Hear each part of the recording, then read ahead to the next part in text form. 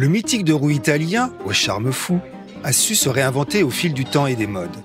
L'histoire riche et passionnante de Vespa marie génie industriel et Dolce Vita.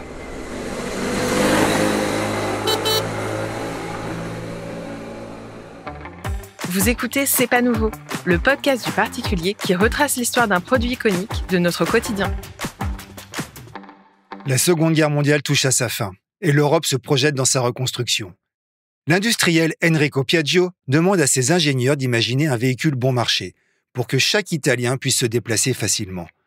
Une première version sort des bureaux d'études en 1944. Elle se nomme Paperino, le nom italien de Donald Duck. Une centaine d'exemplaires est produite, mais le modèle est loin de convaincre le patron. Il demande à Corradino d'Ascanio, ingénieur aéronautique, de se pencher sur le projet. Lignes arrondies, moteur placé sous l'aile arrière droite, poignée de vitesse au guidon.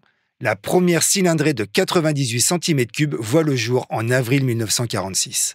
En découvrant l'engin et en entendant le vrombissement de son moteur, Enrico Piaggio se serait alors écrié « Sembra una Vespa », on dirait une guêpe. Et en entendant le vrombissement de son moteur, Enrico Piaggio se serait alors écrié « Sembra una Vespa », on dirait une guêpe. Sa commercialisation en 1946, puis en Suisse en 1948. Pour contourner les barrières douanières, Piaggio a l'idée de racheter des unités de production un peu partout en Europe. Hoffmann en Allemagne en 1950, Douglas en Angleterre et Acma en France en 1951, puis Moto Vespa en Espagne en 1953. La Vespa Mania peut commencer. La marque profite d'un immense coup de projecteur à la sortie du film Vacances romaines en 1953. Audrey Hepburn et Gregory Peck, deux grandes vedettes internationales de l'époque, zigzaguent dans les rues de la capitale italienne au guidon du petit bolide. En 1956, près d'1 million de scooters est vendu dans le monde.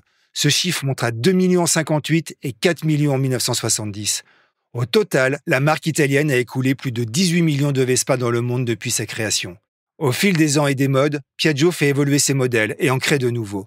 La production du dernier scooter à vitesse, le PX125, a été stoppée en 2016. Vespa ne propose désormais plus que des versions automatiques.